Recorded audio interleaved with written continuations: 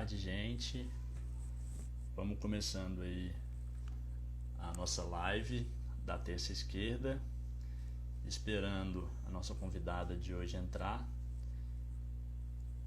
Queria agradecer primeiro quem já está aí assistindo,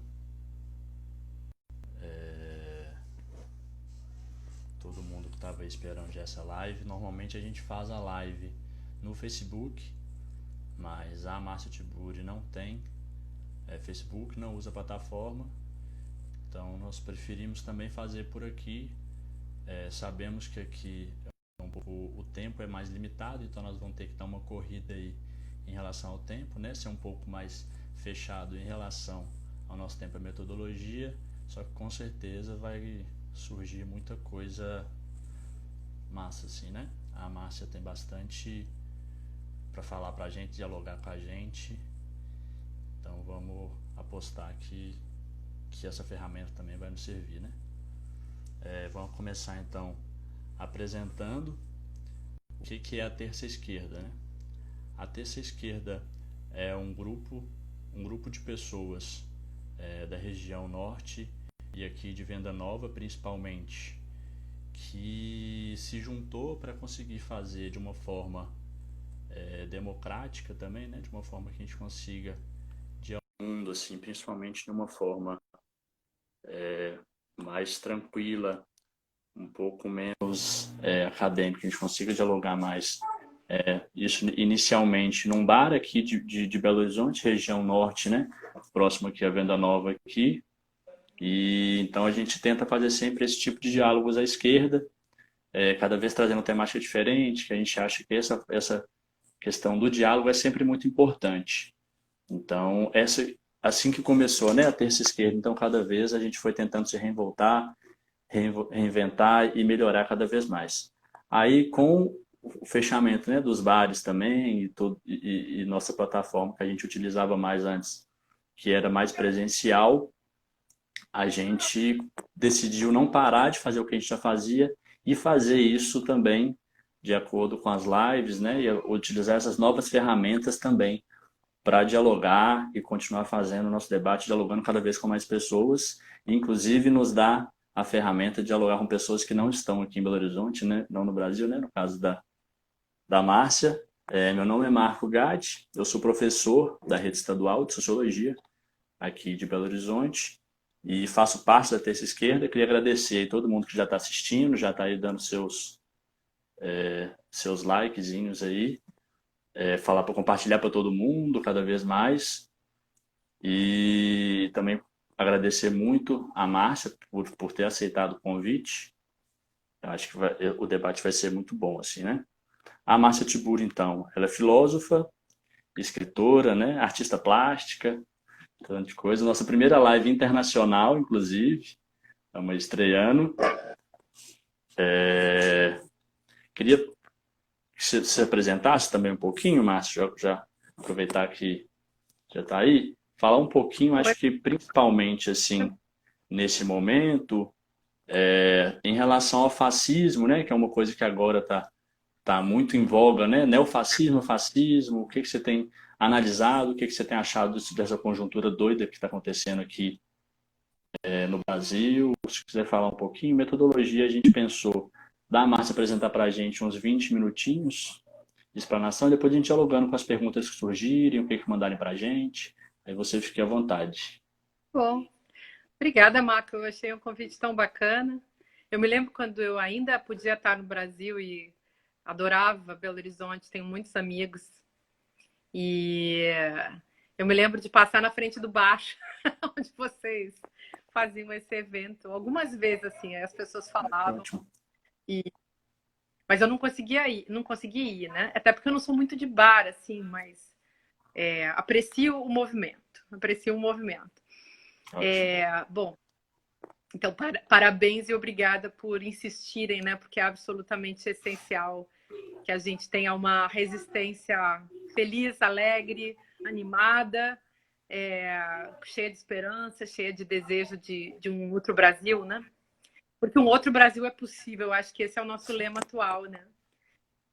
Bom, eu vou contar um pouco da minha história com o fascismo e aí vou fazendo uma análise também da questão, tá? Que aí as Uhum. pessoas vão entender por que eu estudo esse assunto.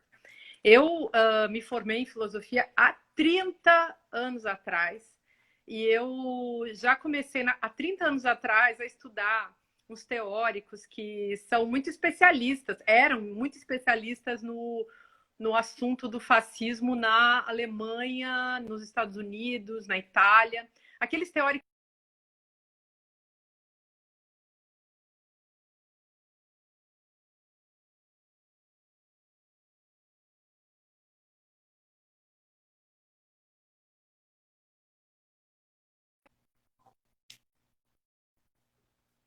e que é um marxismo que foi leitor da psicanálise, né? Então é um marxismo freudiano, um marxismo. Depois, inclusive, é um marxismo mais recentemente lacaniano, eu diria. E depois é um marxismo também muito feminista, então é um feminismo marxista. Mas, enfim, isso não vem ao caso, as pessoas que estão assistindo talvez não estejam interessados nesses problemas epistemológicos, que eu acho muito interessante, mas vamos lá. E aí, quando eu escrevi Como Conversar com um Fascista, que foi um livro de 2000, que saiu em 2015, eu, na verdade, o meu projeto, assim, a minha história era de analisar a cultura brasileira e tentar fazer uma filosofia da cultura brasileira. Então, naquele momento, de 2013 em diante, eu percebi que aquele autoritarismo que, digamos, é meio inevitável em qualquer sociedade, ele tinha assumido outras feições no Brasil. Ele estava mais acirrado. Então, eu peguei aquele conceito de fascismo em potencial, do Adorno, que foi um conceito que apareceu em 1950, e fiz um uso bastante livre daquele conceito para analisar a situação brasileira. Então, eu não estava trabalhando ainda com um fascismo de Estado, nem com a questão dos agitadores fascistas, como a gente tem agora no Brasil. Pois bem, sofri muito, fui muito perseguida por fascistas, por pessoas das mais diversas estirpes da extrema-direita. Sofri muito. Em 2018, isso chegou no ápice, porque a história da minha perseguição começa muito antes, mas em 2015 ela foi acentuada com esse livro. 2016, por eu defender Dilma Rousseff, depois 2017, por eu fazer a crítica da situação brasileira, 2018, por eu ter defendido muito Lula, e por ter também, no final do ano, por ter me candidatado na metade do ano, também sofri uma nova onda, né, de agressões e tal. Eu acabei tendo que sair do Brasil. Se alguém se interessar, eu posso contar mais detalhes sobre isso, mas agora não vem ao caso. O que eu queria dizer? No ano de 2019 para 2020, eu fiz um livro que vai sair esse ano, que se chama Como Derrotar o Nazifascismo. Então, aquilo que antes a gente podia resumir genericamente como sendo o fascismo, que é um nome que eu uso de maneira genérica, porque eu não estou usando o conceito que Mussolini tinha na cabeça na hora em que ele cunhou essa expressão e resolveu chamar o seu grupo, os seus seguidores de fascistas e dizer somos os fascistas com muito orgulho. Então, eu faço um uso desse conceito, mas nesse nível mesmo da teoria crítica, que analisou o sentimento fascista, esse fascismo em potencial mais nos Estados Unidos do que na Alemanha até. E aí eu trabalho com esse conceito, digamos, aberto, crítico, é um conceito amplo, que é muito parecido com aquela ideia do Humberto Eco, que tem naquele livro chamado O Fascismo Eterno. Essa ideia do fascismo como uma metodologia política que visa a aniquilação do outro, sendo esse outro também algo para a gente analisar. É a natureza, é a pessoa, é a outra etnia, é o outro cidadão, é o outro, qualquer que seja o outro, inclusive o outro, como dizia o Walter Benjamin, o outro que me habita, né, o meu próprio corpo. Quer dizer, quero dizer com isso, o fascismo, nesse sentido que eu utilizava, era um fascismo altamente subjetivo, simbólico, instaurado num campo imaginário que tem conexões com questões estéticas, questões psicanalíticas. E eu estava muito interessada naquela época, para resumir, deixar a coisa bem simples para todo mundo entender, eu estava interessada muito, então, nesse fascismo em potencial, que era um fascismo do sujeito, da pessoa concreta, esse fascismo que estava como jogo de linguagem, que era o jogo do ódio, da linguagem do ódio, o que as pessoas chamam de... Tem muita gente chamando há muito tempo, aliás, de discurso de ódio, né? Eu queria entender qual era a operação do discurso de ódio, como é que esse discurso de ódio estava interiorizado pelo sujeito, né, concreto, na subjetividade cotidiana. E agora eu reescrevi esse livro pensando na nova guinada que a gente deu de 2019 para cá, porque a gente tinha um nazifascismo assim, meio solto, meio assim, para cá e para lá, aquele monte de grupos, né, 400 e tantos grupos que a Adriana Dias analisou e catalogou no Brasil, mas a gente tinha, na verdade, ainda, digamos, esse elemento nazi, ele estava muito escondido. Em 2019 ele veio à tona, seja quando esses começam a aparecer, seja quando aquele secretário de cultura faz aquele evento que eu acho que é metonímico, né? A parte que vale pelo todo. Aquele secretário de cultura se veste de Goebbels, faz o discurso do Goebbels, faz toda a encenação e ali, claro, ele é tirado do governo, mas não é tirado do governo porque o próprio governo achou que era um absurdo, e sim porque houve pressão internacional, sobretudo pressão judaica, né? Bom, aí eu quis trazer esse elemento e já não estou mais achando que no Brasil a gente possa se colocar a pergunta, porque em 2015 eu estava colocando a pergunta. Tinha gente que dizia, não, de jeito nenhum, você tá louca, não é fascismo nunca e tal. Mas em 2020 acho que já ficou claro que não é só fascismo, mas já é nazifascismo e que a gente foi muito longe. O que é se eu ainda tenho um pouquinho de tempo para falar, o que é o nazifascismo ou o fascismo? Na minha opinião, é uma tecnologia política que visa a aniquilação do outro e que se instaura de tempos em tempos em função de necessidades econômicas. Então, o neoliberalismo, na sua fase atual, ele precisa dessa fascistização da sociedade, precisa de uma sociedade ultra-autoritária, precisa criar essa massa, né, que é o elemento, digamos, do populismo da extrema-direita, né, a criação de uma massa que vai atrás de um líder autoritário, sendo que esse líder autoritário é o Bolsonaro, que garante, assim, a terra arrasada, né, a aniquilação total do país. Claro, o objetivo disso também é a pilhagem por parte das classes que são exploradoras, a pilhagem das classes exploradas, inclusive da classe média. É preciso, junto com esse, vamos dizer assim, isso aí é um projeto de poder, mas junto com esse projeto de poder é preciso realmente produzir um projeto de aniquilação também. Então, é preciso destruir. E isso tem sido muito bem feito no Brasil. O Brasil tem sido muito bem destruído por Bolsonaro. Bolsonaro também é um nome de um cidadão lá, da sua família, é um sobrenome de uma pessoa, mas, na verdade, a gente pode, de fato, falar de um projeto, né? Falar de um plano de poder bolsonarista que inclui não apenas Bolsonaro e seus milicianos e tal, mas também as igrejas neopentecostais têm grande participação nisso, as oligarquias, chamemos assim, né? Os donos do poder no Brasil, esses sujeitos que são donos do poder econômico, do poder judiciário, do poder legislativo, do poder midiático, são donos dos poderes de uma maneira geral, que são, eu diria assim, os operadores do dispositivo de poder que colocaram, então, esse fio fascista para correr pelo Brasil afora, porque ele acelera um processo histórico. Olha a matança de gente que agora fica... A matança dos negros, a matança dos jovens negros, das crianças negras, a matança de mulheres, a matança dos comunistas, dos líderes camponeses, dos líderes comunitários.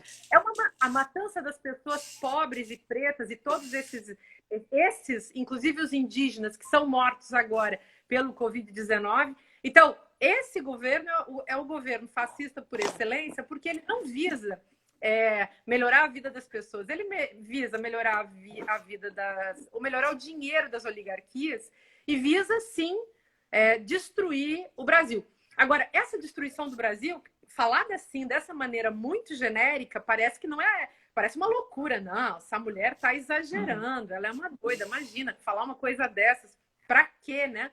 Eu tô colocando que isso é uma questão muito séria, porque, de fato, me parece assim, absolutamente lógico que não é possível construir esse Brasil distópico fascista ou neonazi-fascista sem que haja uma profunda destruição daquilo que o Brasil foi... daquilo que se tentou fazer com o Brasil até hoje, inclusive com a participação dos últimos governos aí, dos governos do PT. Mas, assim, não é um projeto só do PT, né? Qualquer projeto que fosse democrático, qualquer projeto que envolvesse pensar no povo, pensar nos indesejáveis, nessa gente que essa branquitude capitalista, racista, essa branquitude que é conservadora, né, que é ignorante, quer ver, enfim, destruídos. Um detalhe só que eu queria, antes de te passar a palavra para as perguntas, enfim, tem um detalhe que eu acho muito importante, que é o que eu mais trabalhei, que eu sinalizei no como conversar com um fascista, e agora no como derrotar o nazifascismo eu trabalhei mais afinco, que é a questão dessa diferença que existe entre, digamos, o nosso fascismo à brasileira. Eu não gosto de chamar de fascismo tropical, como tem gente que chama, porque eu acho que esse é um preconceito, uma falácia geopolítica assim, das mais perigosas, que a gente não pode cair. Mas eu acho que tem uma diferença entre o nosso fascismo brasileiro e aquele fascismo da Europa da primeira metade do século XX. E, a meu ver, essa diferença não claro, a gente pode colocar aí questões sociais, mas a mesma classe média, o mesmo judiciário, a mesma classe média ressentida com o complexo de vira-lata tinha na Alemanha, por exemplo, e na Itália. A mesma classe média que era... ou melhor, o mesmo judiciário que era golpista, que era fascista, né, que permitiu a entrada do fascismo no país, como aconteceu no Brasil com a Lava Jato, com os Moro da vida e outros do STF, que hoje estão aí tentando limpar, né, a lambança que fizeram, e por aí vai. Mas, enfim, a gente tem uma grande diferença que, a meu ver, não só histórica, porque é claro que existe... A história já nos coloca muitas diferenças, né? Mas o tempo histórico fez várias mudanças na sociedade e criou novas condições. Mas existe uma parte da história muito fundamental, que é a história das tecnologias. Então, eu acho que a grande diferença, Marco, a gente vai encontrar justamente nesse lugar, nas condições tecnológicas daquele período dos anos 20, 30, 40, da primeira metade do século 20, e as condições tecnológicas pós anos 40. Então, se a gente pensa que a televisão é de 1950, que a internet, imagina os incrementos, inclusive, todos, né, em todas as outras tecnologias, o cinema, a fotografia, por aí vai, as técnicas de impressão, até a gente chegar na internet. Imagina que Hitler tinha que desenhar a suástica à mão. Imagina que hoje qualquer agitador fascista, pago ou voluntário, não importa, os pagos hoje estão sendo presos, né? Mas os pagos e os não pagos pegam um aplicativo de celular e conseguem ali fazer um cartaz, copiar e colar ideias prontas, fotos, como fazem fake news, campanhas de difamação aos borbotões. Imagina que esses sujeitos conseguem pegar, então, fazer um meme rapidinho e passar adiante. Imagina que hoje a gente tem... Se você quiser burlar as regras do jogo, basta você comprar esses números, que nem fizeram na campanha do Bolsonaro, comprar esses celulares estrangeiros, fazer aquelas operações estrangeiras. Ô, gente, vocês sabem que isso aí é oferecido para tudo quanto é político, né? Esse tipo de técnica é oferecida para tudo quanto é político na época de campanha. Por que as pessoas não fazem? Por que nem todas as pessoas fazem? Porque nem todos os políticos querem se envolver com sacanagem, sujeira, crime. Nem todo mundo gosta de ser criminoso. Então é importante também as pessoas saberem disso, que o que Bolsonaro fez, todos poderiam ter feito. Aliás, todos poderiam ter feito se tivessem dinheiro para fazer esse tipo de coisa também, né? Porque sem empresariado fascistoide brasileiro que apoiou Bolsonaro, agora alguns estão sendo investigados, inclusive aquele como é que se chama? Zé Carioca, né? O velho da van. Então, essas figuras deram muito dinheiro para a produção desse tipo de campanha política criminosa. E é importante a gente saber disso, né? Que acho que isso é um ponto importante, né? A meu ver. A diferença das tecnologias naquela época e a diferença da produção de linguagem via tecnologia hoje, que muda absolutamente tudo, gente. Por isso, a meu ver, não tem nada mais importante em termos sociais do que a gente tomar muito cuidado com os meios de produção da linguagem e com os incrementos tecnológicos que permitem a produção da linguagem, porque o discurso de ódio, assim, o discurso de ódio não existiria se as pessoas não tivessem as redes sociais para capitalizarem em torno do discurso de ódio.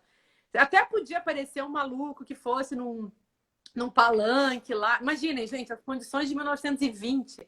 O cara tinha que subir num palanque super improvisado, sem microfone, e fazer a gritaria fascista dele. Imaginem que era muito mais difícil do que você não participar de...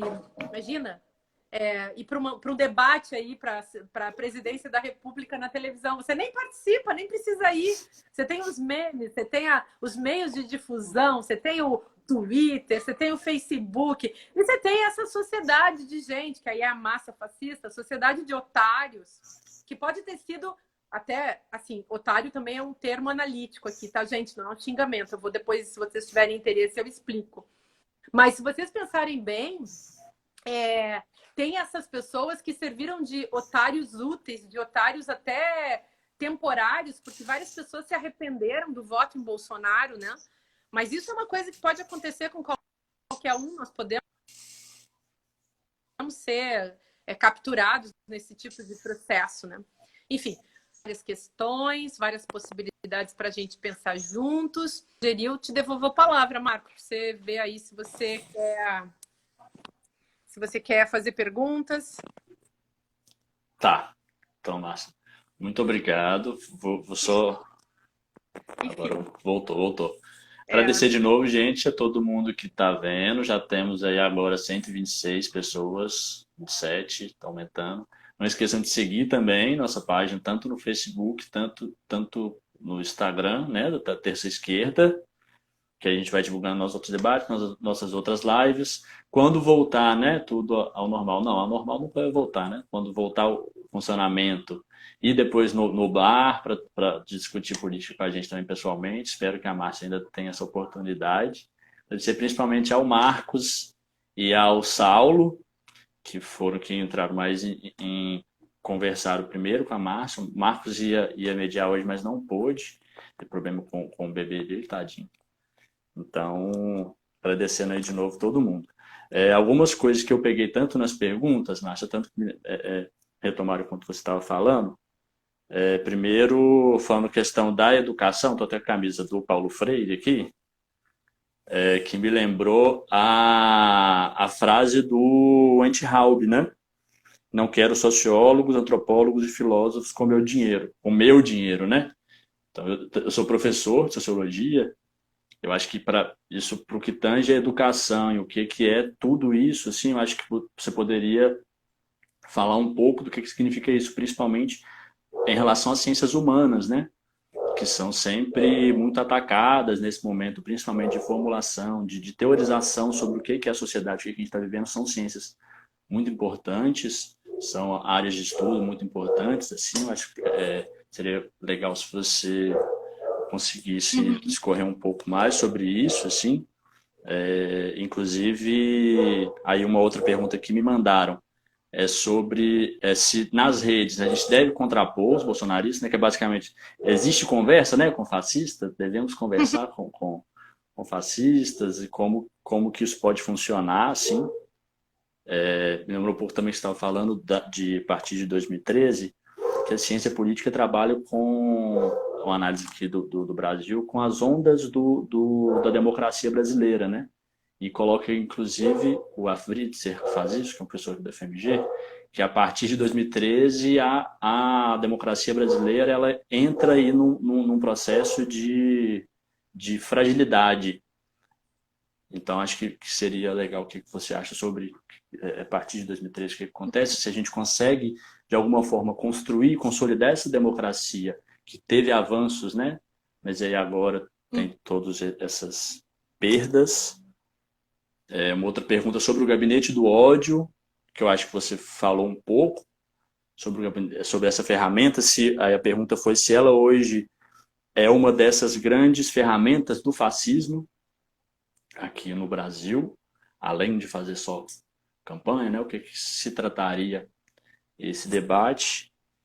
E uma outra coisa é sobre o fascismo, especificamente. Está falando como que se trata o fascismo no Brasil, ou o que seria isso exatamente. Como a gente se tratando do imperialismo, né, de um país colonizado como o Brasil, a América Latina em geral, né? Você trazendo aí Galeano, ou todo mundo que fala sobre isso. Somos colonizados desde 1500 e depois, com o imperialismo, continuamos colonizados. Como que eu não entendo mesmo, vejo muito debate sobre isso, o que seria esse fascismo à brasileira, o que seria isso que nem os fascistas, né, os nazistas não aceitam a gente, porque nós somos latinos, né? Então, o que seria exatamente esse fascismo, esse Tá nazismo certo. num país que é latino, que é colonizado desde sempre? Então é isso, aí se quiser mais um tempo Disso. de Ótimo. falar, Muita pergunta, hein? pode ir mandando mais perguntas, viu, gente? Oi?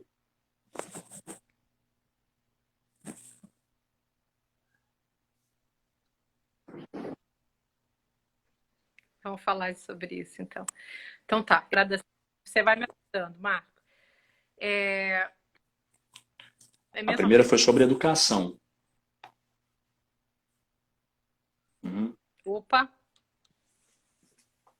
Acho que deu uma travadinha. Estou te ouvindo. Sim. voltou.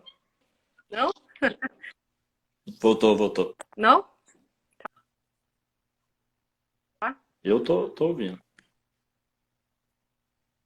Tá. Me dá a palavra-chave da primeira pergunta que eu não anotei. A primeiro foi sobre a educação, como que seria, por causa da fala do Enti-Haub, né? Das ciências humanas, esse ataque à educação e às ciências humanas.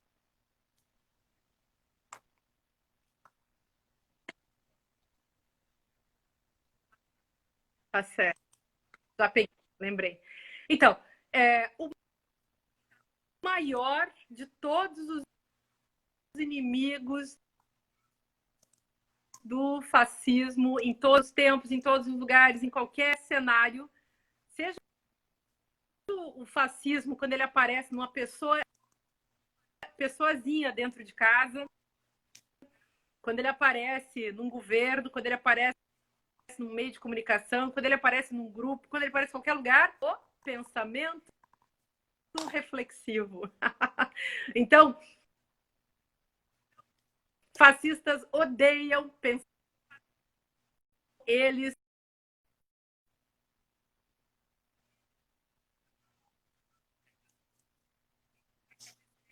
Vai ter uma travadinha.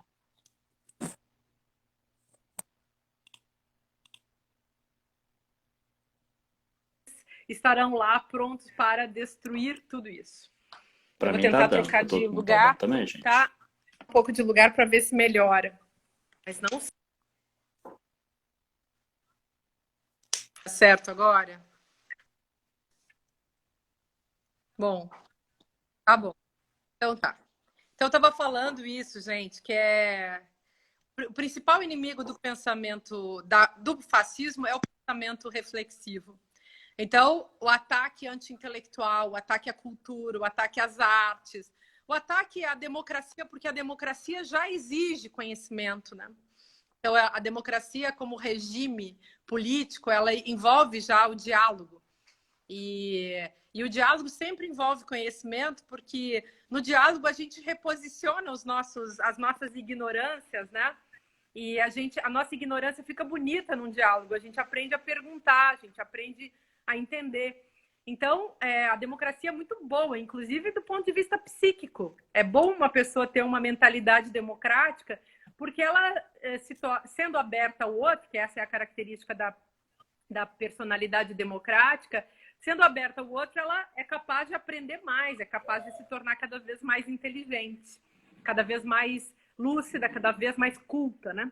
Bom, então é natural que haja no Brasil hoje um projeto de destruição da educação. Se não fosse isso, gente, não combinaria com esse governo. Esse governo quer destruir tudo, inclusive a educação. Então, eu acho que é muito importante que todos nós, que somos professores, educadores, estudantes, de todos os ambientes, de todo tipo de escola, que a gente se una mesmo cada vez mais e que a gente tenha muita consciência desse processo, porque é um processo de aniquilação da própria educação. Não é à toa que esse ministro para o fim a que se destina, ele é exato, ele é a perfeição do mal. Então, as coisas que ele fala, as coisas que ele faz, aquele monte de asneiras, aquele monte de grosserias, elas também têm uma objetividade, uma funcionalidade. Eu vou fazer um comentário aí, juntando com a pergunta sobre se é possível conversar com um fascista, né? Eu escrevi esse livro, Como Conversar com um Fascista, porque eu estava preocupada justamente com a esfera subjetiva. Então, como que a gente fala com os nossos familiares fascistas? Ao mesmo tempo tinha uma certa ironia, porque a gente não fala com fascista. Ao mesmo tempo, não é bem assim, porque existem gradações de fascismo, então a gente consegue, sim, trocar certas ideias. E se o grau do fascista é baixinho, se é um fascistinha suave ainda, que não está assim no esplendor, né, da fascistização, a gente pode trocar umas ideias. E às vezes tem pessoas que se pegam tendo pensamentos preconceituosos e se dão conta assim, de que se elas deixarem isso seguir, elas podem se tornar muito fascistas, né? Mas a coisa que eu queria comentar é o seguinte: depois desse livro, eu escrevi um livro infinitamente mais importante, a meu ver, que é O Ridículo Político. É verdade, porque O Ridículo Político saiu em 2017 e nesse livro eu faço uma análise sobre a passagem desse Brasil democrático e a onda bolsonarista, a onda autoritária que graçou, né, que avançou no Brasil. E eu avisei muito nesse livro que a gente estava numa roubada, né? Por quê? Porque os políticos estavam capitalizando o discurso de ódio. E aquele discurso de ódio que se apresentava, Marco, num primeiro momento, como sendo uma graça, um sujeito lá meio tiozão, meio bufão, meio bobo, meio Trump, meio Bolsonaro, mas como se aquilo não fosse perigoso. E aí todo mundo ria do Bolsonaro e achava, não, gente, ele é um bobo. Olha, gente, os bobos também se tornam presidentes, chanceleres, ministros e que tais. E isso no Brasil não foi o primeiro lugar. Lembrem de Hitler, lembrem de Mussolini. São os antecessores disso que eu chamei de ridículo político. O Foucault tem um livro chamado Os Anormais. Eu acabei de escrever mais um trecho, fiz mais uma pesquisa e cheguei a mais umas análises sobre a questão do ridículo político. Vai sair um artigo, quando for o caso, vocês vão ver nas redes. Em que eu analisei a questão que o Foucault coloca. O Foucault diz o seguinte: tem um negócio que se chama o soberano infame. A gente deveria fazer a história do soberano infame. Quem que é o soberano infame? O soberano infame é aquele tipo... Aí você tá o Marx.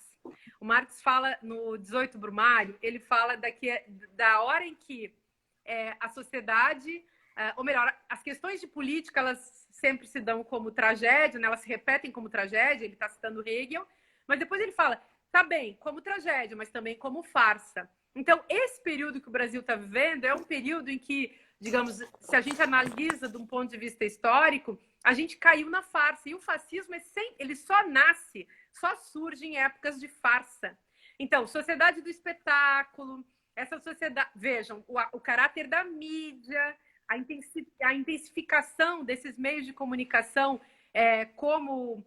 meios que visam o poder e que estão aí para ajudar o poder enfim, como violência, né? Inclusive a vencer e seguir em frente. Então, essa mídia que produziu o Bolsonaro, que agora está desesperada, querendo tirar, né?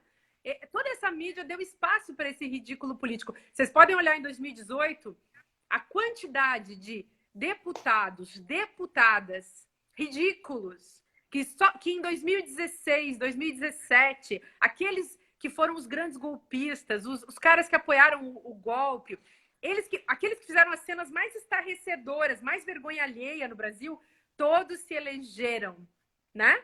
E a esquerda massacrada. Por quê? Porque a esquerda não faz o mesmo tipo de jogo. Sobre a democracia no Brasil. Os teóricos perguntam, e a outra sobre o gabinete do ódio. E por aí vai. Bom, o que mais que tinha de pergunta?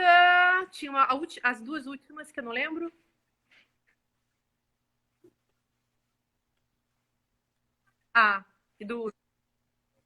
Tá bom. Do gabinete do ódio, a gente sabe muito pouco. O que a gente sabe é o que tem saído aí nas redes sociais. Tem uma matéria ótima do Intercept, de vários outros.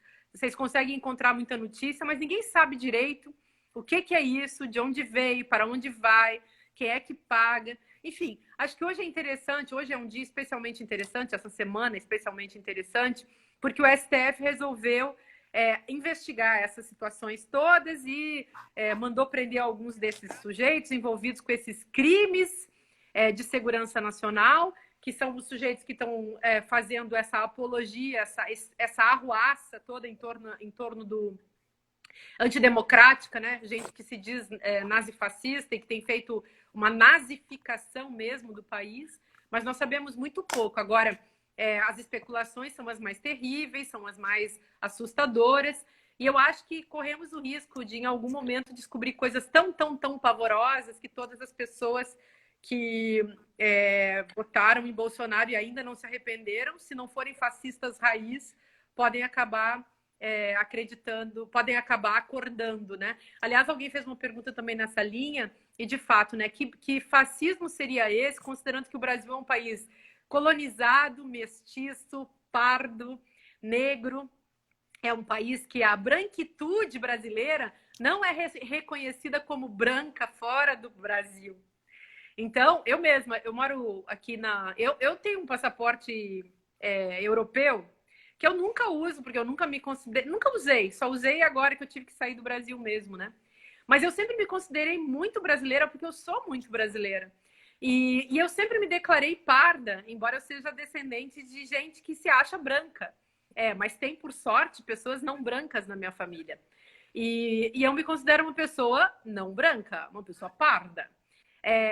Porque eu acho também que essa autodenominação é uma coisa importante para a gente fazer no Brasil, para a gente também quebrar com essa branquitude que age de maneira preconceituosa, muito preconceituosa, se achando dona de um privilégio, né? Esse privilégio tem que ser combatido mesmo. E a gente tem que se reconciliar com as nossas raízes.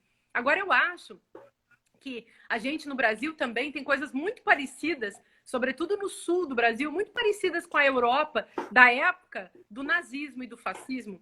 Se vocês lembrarem do Tratado de Versalhes, de como a Alemanha se sentiu humilhada a partir desse tratado, eu diria que na Alemanha daquela época, quando se elegeu Hitler, quando Hitler chegou ao poder, talvez os alemães estivessem vivendo uma coisa muito parecida com o que a gente vive há muito tempo no Brasil, que é o chamado complexo de vira-lata, né?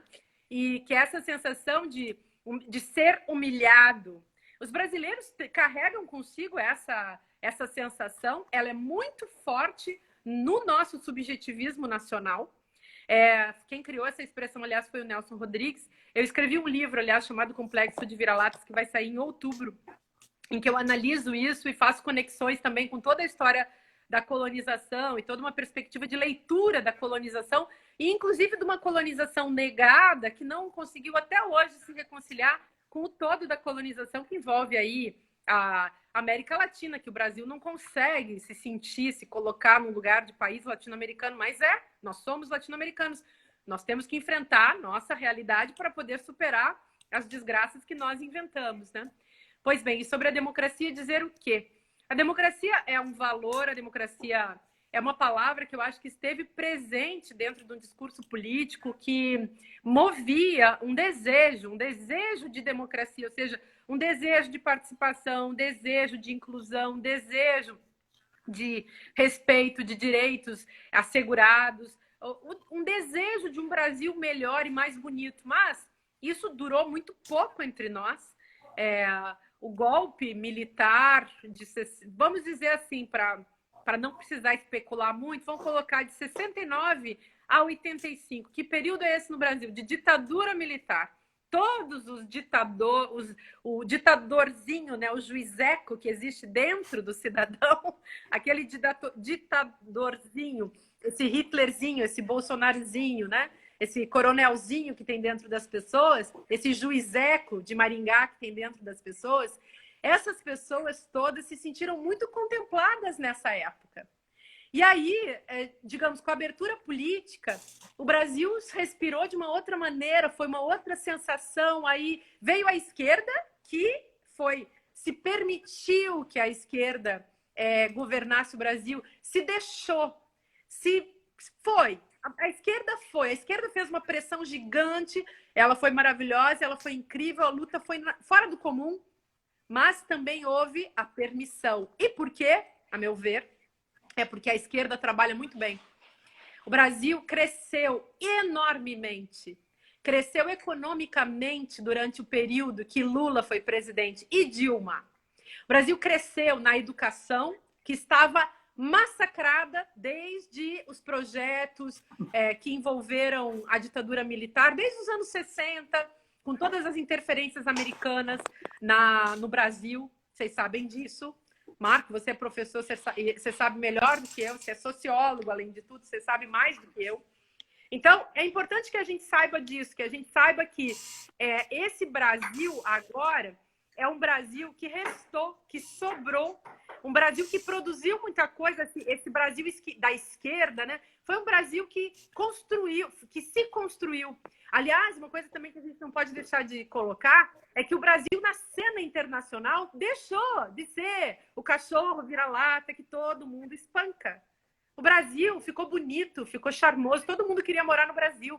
O Brasil virou sonho de consumo. Vocês conhecem um monte de jovens americanos, chineses, europeus, estudando português para ir para o Brasil. Não era para ir para Portugal, com todo respeito. E aí virou o quê agora? Agora virou uma tristeza internacional. Você fala com qualquer cidadão estrangeiro que tenha noção do que está acontecendo no Brasil, e a lástima, o susto, o pavor é inacreditável. A democracia se foi. Por quê? Porque ela não é boa para esse projeto que envolve igrejas neopentecostais e seu plano de poder, que envolve as oligarquias econômicas, que envolve os donos dos bancos, que envolve o capital internacional que está interessado no Brasil e que vai continuar sendo muito grande, apesar da pandemia, apesar de toda a crise econômica que a gente agora está enfrentando também em função dessa pandemia maltratada no Brasil. Legal. Então, Márcio, o nosso tempo no Instagram é mais apertado, né? De matança então, nós temos um pouquinho tempo daqui para frente, gente. Chegaram Chegaram mais algumas perguntas, mas agora. Eu acho que a gente já poderia levantar algumas questões, se a Márcia quiser falar na fala final, né? Para já ir encaminhando para o nosso final, porque acho que nós temos mais uns 10 minutinhos, mais ou menos, só. Senão acho que não vai dar tempo. Mas é uma saudação mesmo. Eu queria ler um poema que eu acho muito legal, que é do Brecht. Chama Nossos Inimigos Dizem. Nossos inimigos dizem a luta terminou, mas nós dizemos ela apenas começou. Nossos inimigos dizem a verdade está liquidada, mas nós dizemos nós a sabemos ainda. Nossos inimigos dizem mesmo que ainda se conheça a verdade, ela não pode ser mais divulgada, mas nós a divulgamos. É a véspera da batalha, é a preparação dos nossos quadros, é o estudo do plano de luta, é o dia antes da queda de nossos inimigos. Acho que esse momento é um momento difícil, mas é por isso que a gente está fazendo esses encontros, né? Que a gente está conseguindo dialogar, para a gente conseguir analisar como que a gente consegue sair dessa situação. Assim. Já agradecendo o Márcio de novo, assim, adorei. Estava sentindo super como se estivesse meio pessoalmente mesmo dialogando.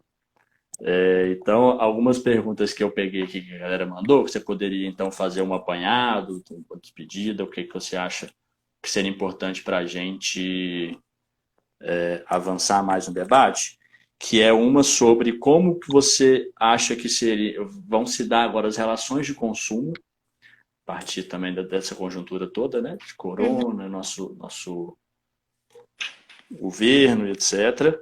E Tá bom. como seria o que seria importante para a gente combater, então, o bolsonarismo.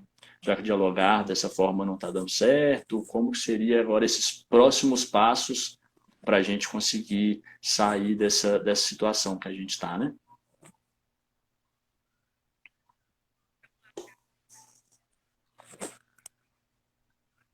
Uhum. Não tem problema. Tá ótimo. Uhum.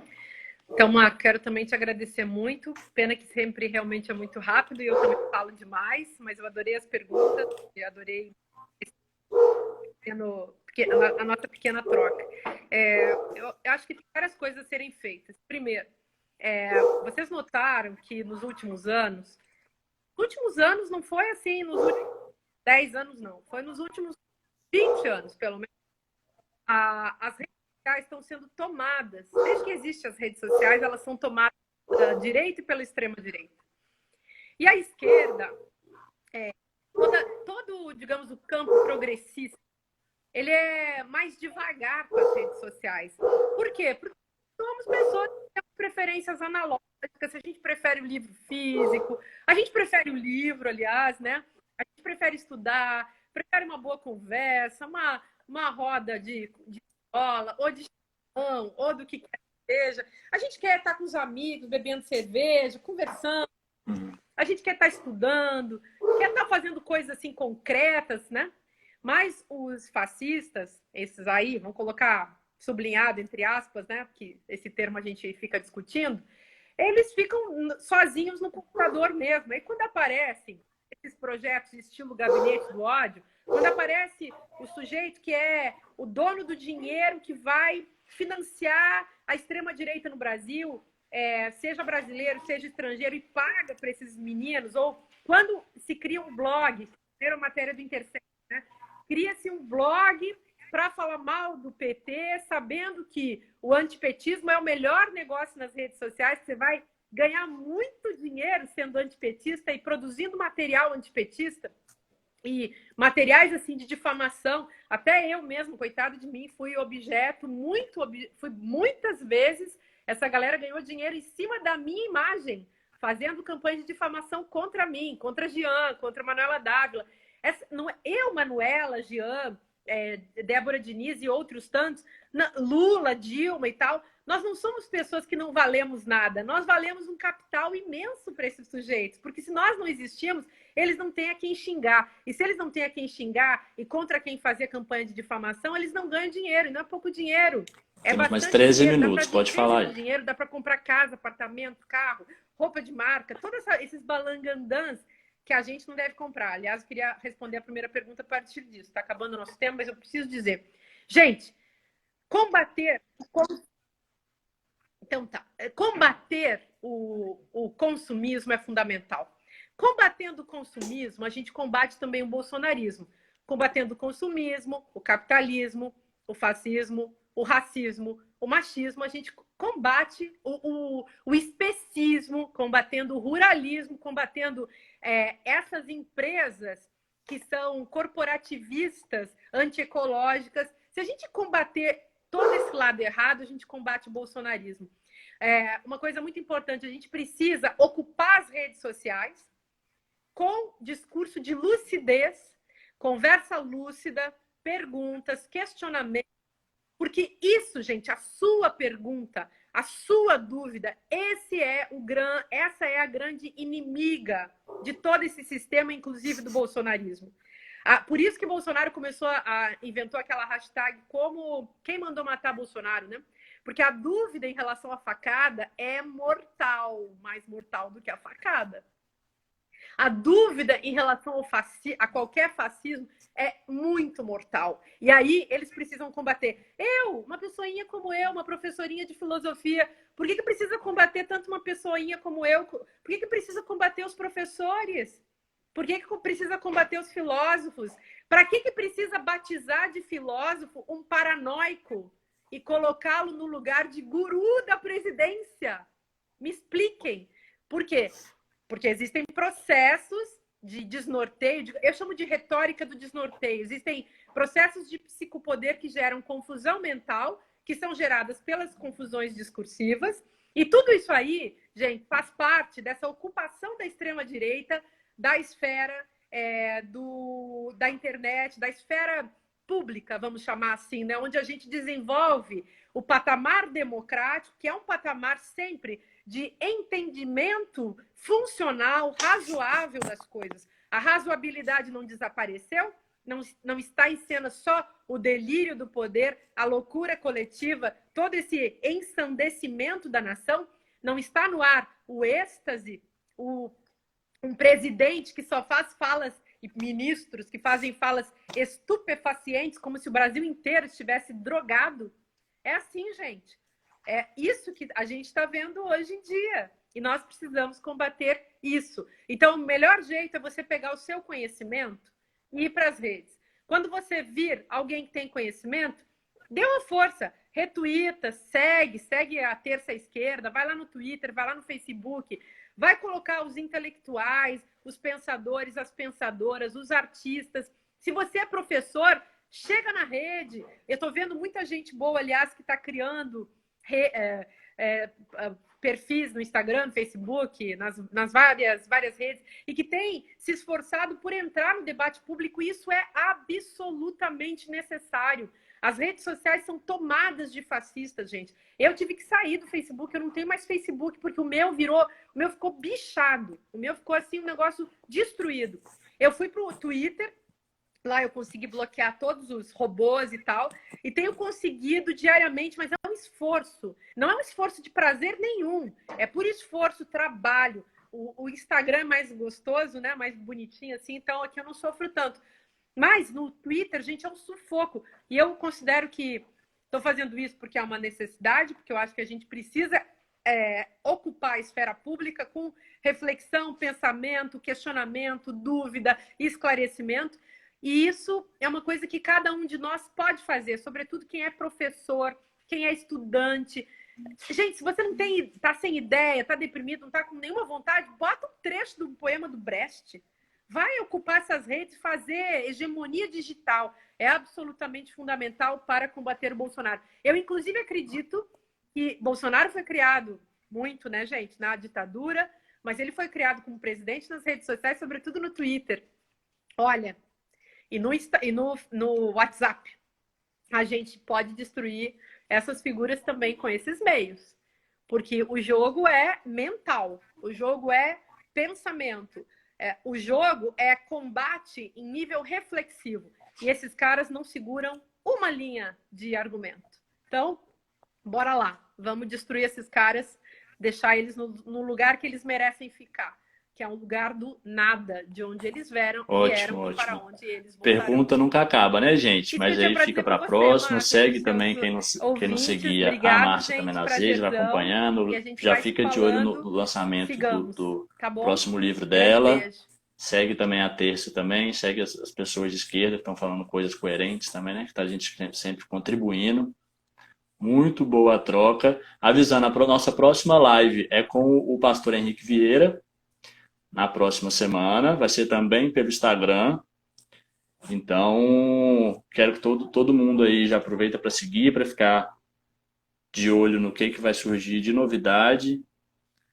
Muito obrigado, viu, gente? E outra coisa, o livro da Márcia, a gente vai falar com ela para mandar para a gente como vai ser, se ela vai fazer uma live também, a gente conversa direitinho, beleza? Obrigado de novo, curte a gente aí no Instagram e também no Facebook. Próxima live, Henrique Vieira. Beijinhos para vocês.